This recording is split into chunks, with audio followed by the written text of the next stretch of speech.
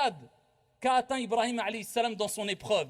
Non seulement Ibrahim, on lui a dit, ton fils va mourir, tu vas le voir mourir, mais c'est toi qui dois le tuer, c'est toi qui dois le sacrifier.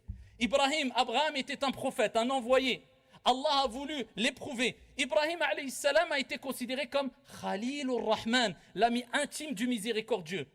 Donc il connaissait Allah comme peut-être personne d'entre nous ne le connaissait. Il avait confiance et certitude en Allah comme personne d'entre nous peut atteindre ce niveau.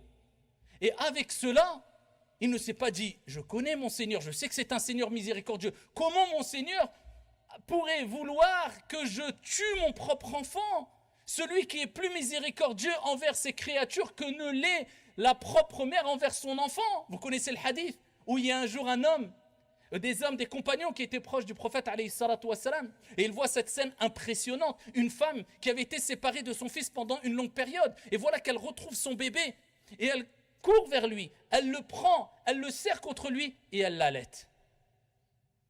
Et le prophète dit, vous voyez cette femme en train d'allaiter son enfant après l'avoir retrouvé, pensez-vous qu'elle pourrait le jeter dans le feu? Je dis, ya Rasulallah, jamais.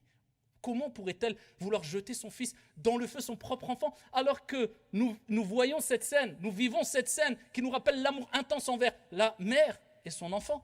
Il dit, Wallahi, votre Seigneur est plus miséricordieux envers vous que ne l'est cette mère envers son propre enfant.